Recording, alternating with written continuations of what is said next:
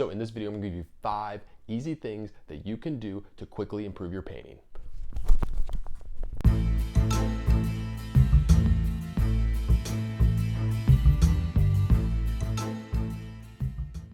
Hi, welcome to Paint Coach. I'm Chris Fornatero, here to help simplify oil painting so you can get better faster. All right, so tip number 1, turn your painting upside down. Yes, turn your painting upside down. At any point during the process, it could be during your initial drawing, it could be when you're completely done with it, or you can do it in the middle. Anytime, whenever you think something isn't working with your painting, you can't figure out what's wrong, maybe you have a drawing issue, maybe you have a value issue, anything, turn your painting upside down and look at it. When you turn it upside down, you're not seeing that image or object or person anymore. You're just seeing the shapes.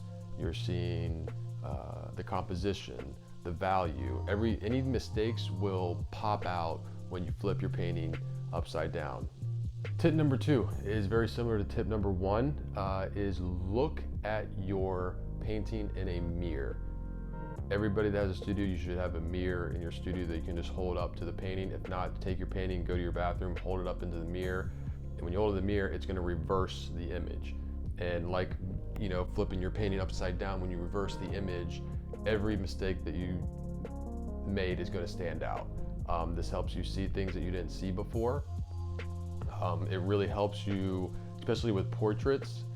When you put a portrait in the mirror, it is every little angle and shape that is off is just magnified. You might think you've done it absolutely perfectly and the head's perfect, and you put it, you hold it up in the mirror and you see that the head is just like tilted, or that happens to me all the time. So it's a good thing to do this throughout the process. Don't wait till the end and then you have to pretty much just repaint your painting, at the end of kind of each step, or every now and then, a few times during the painting process. Look at your painting in the mirror. It recently broke, but I normally always have a mirror back here because my easel's over there, and I can easily just look back at the mirror and kind of see the image.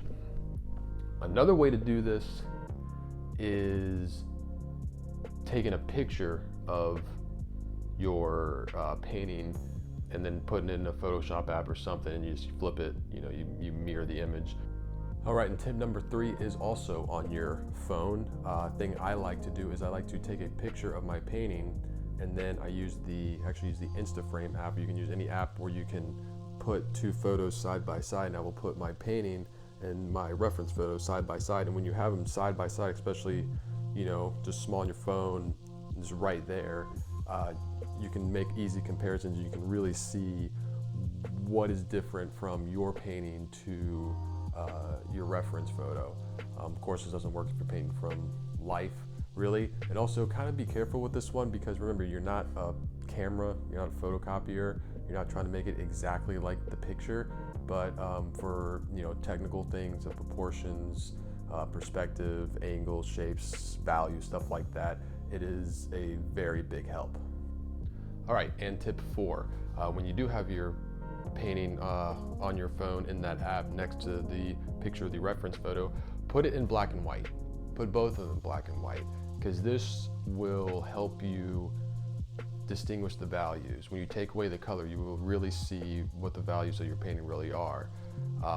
And being able to compare it to the values of your reference photo will be a giant help. Just note that when you do take a photo with your phone, with all photos, and it's also another thing to know about your reference photo that you're painting from, photos tend to make the darks darker and the lights lighter. So that's going to be the contrast, so just kind of take that into account when you are judging your values, or when you are using a reference photo. Make sure to kind of bump the contrast a little down, or just be aware that a photograph is going to have very dark darks and very light lights. All right, and tip number 5, you're gonna hate this one, it's gonna sound silly, but stand up while you paint. I know you can be painting for hours, and that seems like a long time to be standing, but toughen up, do some squats, go do some cardio. You wanna be standing up while you're painting, because 1, it's bad just to sit down for that long period of time, not good on your back. 2, you need to be able to constantly be stepping back while you paint. when I paint, my arm is actually almost fully extended the whole time. That way I never get too focused in on one part and not see the painting as a whole. I want to constantly be stepping back, seeing how everything is working as a whole.